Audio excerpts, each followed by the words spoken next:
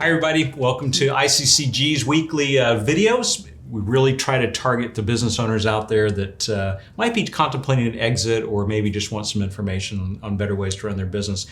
For the third week in a row, we've got Tina Schaaf here with us. She's with the OneAccord group out of Seattle that we partner with on a lot of deals. And Tina brings us very unique and very specialized executive search for high-level executives in your company. And so if you haven't listened to the last 2 weeks, go back and listen to the last 2 weeks. We're going to kind of zero in on how we apply what you've been talking about to those business owners like yourselves who may be contemplating selling or maybe just refining their businesses or whatever.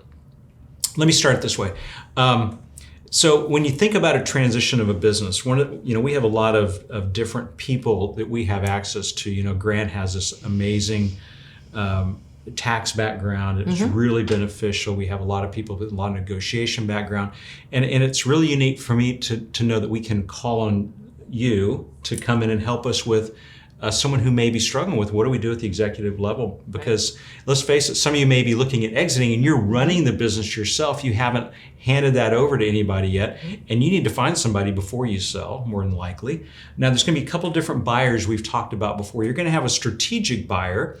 And a strategic buyer is someone who comes in and they may be buying a company because it's an add-on to what they're already doing. Let's just take, let's say it's an electrical company, they do electrical contracting, and they may already have 2 or 3. They're going to buy one. They may already have someone within their company who can come in and fulfill the roles of a general manager. But if it's a financial buyer, chances are they don't. Right. And they need someone who's strong. You bet. And so in many cases, what I see in that instance is the need to assess and find out, what am I buying? Who am I buying as it relates to human capital? And so with my assessment process and my several decades of working with human capital, I'm able to go in and assess those individuals for the benefit of the potential buyer.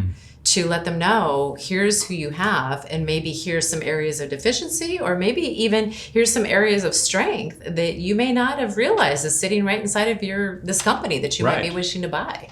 And so either way, if there happens to be a deficiency, that's where they may choose to tap me on the shoulder and say, okay, then what do we need? And can you go get it for me? Where there's opportunities that they have individuals, sometimes those individuals are just not in the right role. In some cases, because as you may have seen in companies, people get elevated because they're good performers. Right. And that may not be the leadership, though, that you need to carry that business forward. Yeah, they may be getting elevated into the wrong position, right? Yep. Okay. And so I can assess that as well. Okay. So we can do that on 2 different ways. We can actually get ahead of the curve, and before the company goes on the market, you can have someone like Tina and her team come in and assess what your management's like and what you may be needing. You may not like what you hear, by the way, as an owner. Or as an owner who's trying to realize, for a lot of you, you're going, I want to sell my company. I just want to exit. I just want to be gone within a year or 6 months or whatever. Believe me, a new buyer probably wants you gone quicker than that. Sorry. But, for you to have the right level of management is really important. So you would be ahead of the game and your company would have more value if those people are in place. If not, we may suggest to a buyer that, hey, why don't you bring in someone like Tina and her team to come in and assess and figure out what we would need, which then I won't say it devalues the company. It's just going to be valued appropriately. Truly.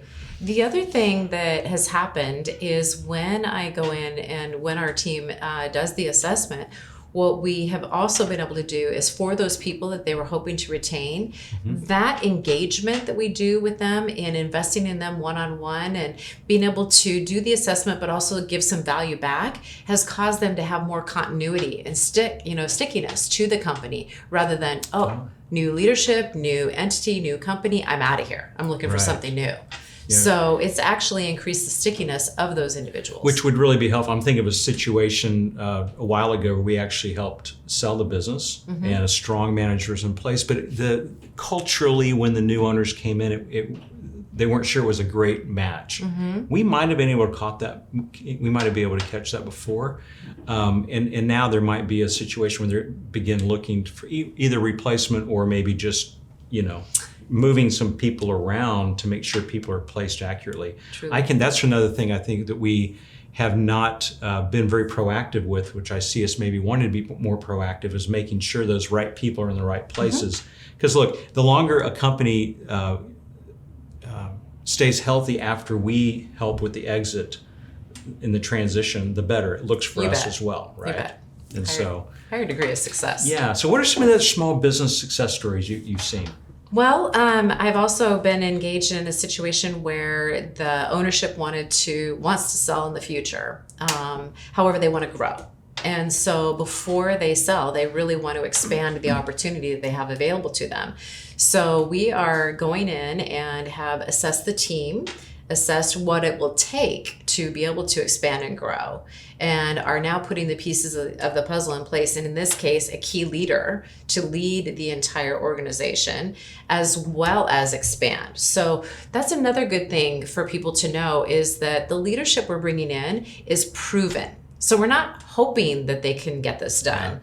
They have done it. They've done it before. And in most cases, they've done it several times. And so there is that assurance that if I'm going to invest in these people in this process to expand and grow, that I'll actually get my ROI out of it. Right. Return on investment. Yes. ROI. Make sure we define those acronyms. Sorry. Okay, so I'm gonna ask the question that I know people probably wanted to ask for the last 3 weeks, and I don't expect you to give a definitive answer because I know it's probably all over the board, but how are your services paid for? Because obviously you're not doing this for free, right? Yes, I am very passionate about it, but no, it's not free. Yeah, how are you, because everyone's worth their weight, and I happen to know that the people you've placed, that there's great value in that. So which values, it can actually more than pay for itself in the valuation of a company if it's a good placement. You bet. So there's one of two ways, really. It's either the company that is hiring the individuals or the investor. So I've had several situations where the investor wanted us to come in and do the assessment and then also identify potential candidates to be successors. Okay. And so they actually paid the retainer to get us engaged and then go ahead and go to market and find that person. So it's one or the other. Yeah, and I'm assuming, like you are with a lot of other people in these industries, that once you get in and do that assessment, you will have a better idea of what the total cost will be. Absolutely. To actually bring in somebody. Absolutely. Yeah. That's another factor in what we can offer, is that I will also give them what is the market value for that role, so that they can make sure that they're attracting at the right level, they have the right budget for it, and that they will be able to retain the individual. Because it's one thing to attract somebody, it's another thing to retain them. Yeah, you got to be able to pay them. Yeah. Okay, that's very helpful. Hey, I hope you found this as helpful. I've found it very educational, actually. I've enjoyed the last three weeks of this, and so exciting. and so tell people how they get a hold of you if they want to use your services. You can always contact us at ICCG, but through LinkedIn. Through OneAccord, and yes, you can find me, Tina Schaaf, SCHAAF, on LinkedIn, but also it's tina.schaaf@oneaccord.com or .co. .co. Yes, co.com. Yeah. And we'll help you get hooked up with her. There's no problem with that. We'll make sure you guys can do that. Thank you so much for being with us, and look forward to having you guys with us back next week. Thank you very much.